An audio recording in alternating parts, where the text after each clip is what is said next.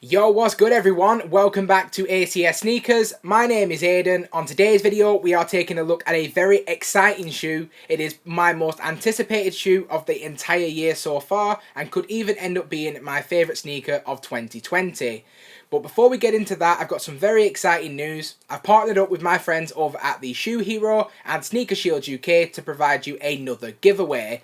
So as soon as we hit 300 subscribers on this channel, I will be announcing the official giveaway over on my Instagram page at ACS Sneakers. So make sure you are subscribed to the channel so you never miss a video, and make sure you are following me on Instagram so you don't miss the giveaway. Also, if you do want to get your hands on an official ACS tee, drop me a DM. They do come in all colours and all sizes. And without any further ado, let's go ahead and get into the intro.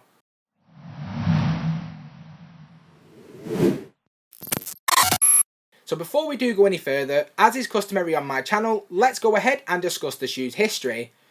So the man behind the iconic design of the 13 model is legendary shoe designer Tinker Hatfield, whom we've actually covered on this channel on multiple occasions.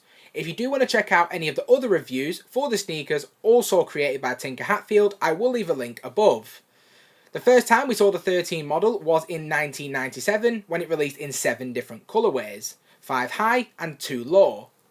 The 13 was also featured in Spike Lee's He Got Game on the feet of Denzel Washington. This then prompted the popular nickname of the 2013 release of the Black Toes as the He Got Games.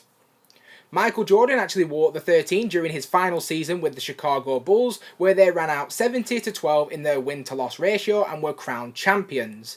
This was the second time in Michael Jordan's career that he had achieved a three-peat, and this was actually one of the most iconic sneakers that he wore, in my opinion, during those championship runs.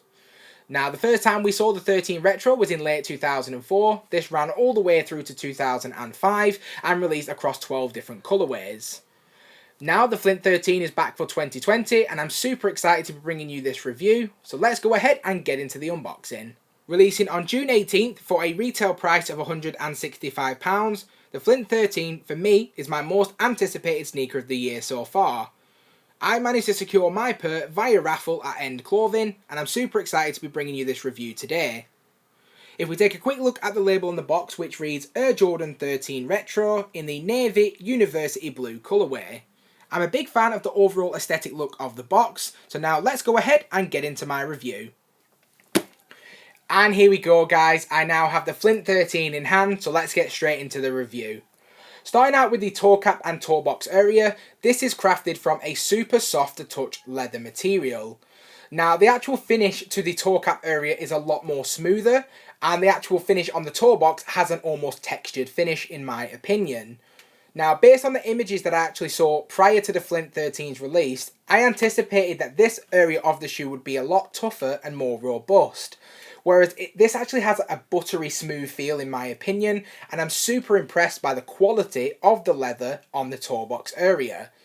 Now I am a little bit concerned that this area is going to crease, so I will be using a Sneaker Shield's crease protector to limit any additional creasing to the toe box area, and I would recommend that you do so as well. I will leave a link in the description area below if you do want to go ahead and pick one up. If we then take a look at the upper of the shoe, which is crafted from a super lightweight technical mesh material, when I first saw the images of this colourway, I thought that this area of the shoe would be a lot more stiff and robust. Now this material is actually super soft underhand. You can actually feel all the intricate detailing and the stitching right the way throughout the mesh material. And I for one am a super big fan of the overall finish to the upper of the shoe. The colour blocking is superb, so we have a grey suede collar and a grey suede midsole, and that combination of navy mesh material in the middle looks absolutely superb in hand. I'm turning it off. This is what happens when the ice cream van comes halfway through shooting a video. Sometimes you just gotta stop and enjoy the moment. Cheers. If we then take a look at the midsole area, this is a combination of super soft suede material and the hits of leather just underneath. I'm a little bit concerned as to where the suede has actually been placed on the midsole area, because this is an area of the shoe that will generally get a lot dirtier than what you would see on the upper of the shoe. So to avoid any dirt or damage to this area, I would recommend a suede protector before you do wear the shoe for the very first time. If we then take a look at the outsole, we have a combination of white, black, blue and grey with the Jordan Jumpman hologram in the centre. Now this is actually my favourite area of the shoe, as this proportion of the shoe has been based off a panther paw.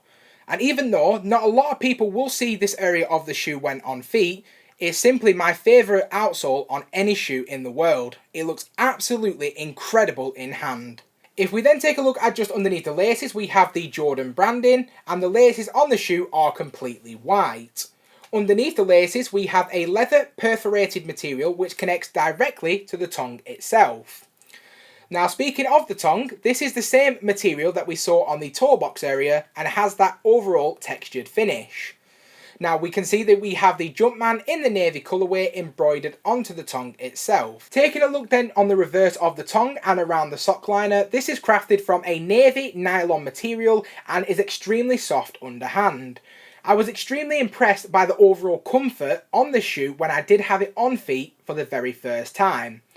I did find that it was a little bit snug when initially fitting my feet into the shoes themselves, but once they're actually on feet, the actual ankle collar protection and the overall comfort on this area of the shoe is absolutely superb in my opinion.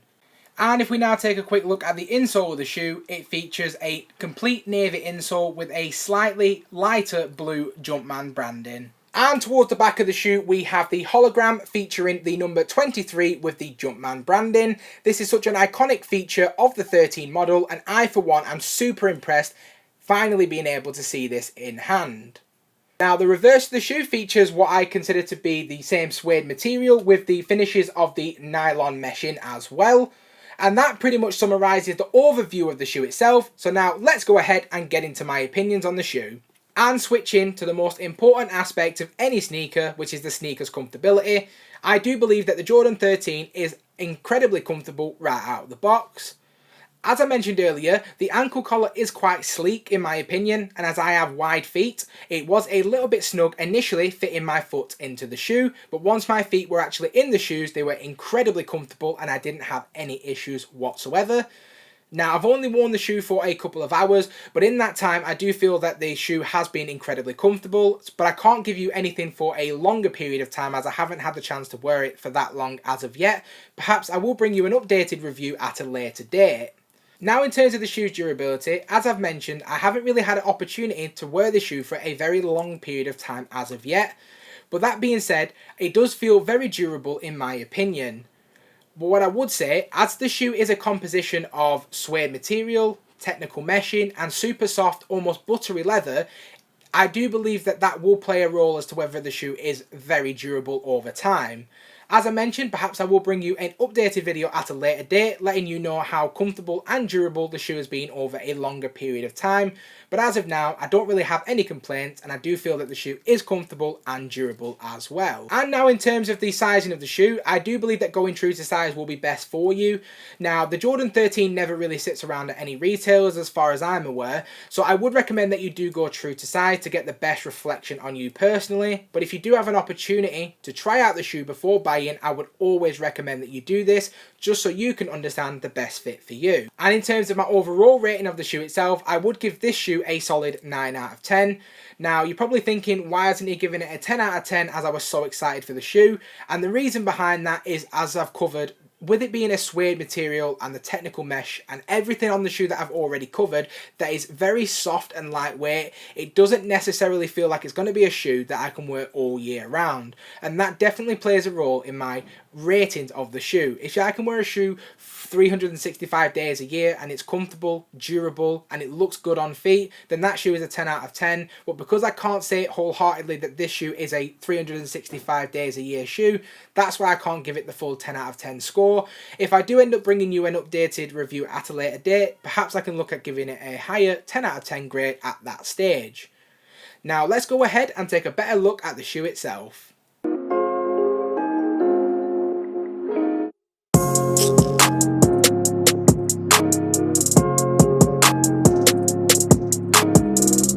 I just want to say a huge thank you to everyone who stuck around to this point in the video. Please consider subscribing to my YouTube channel, hitting that bell notification, and I hope to see you again in the next one.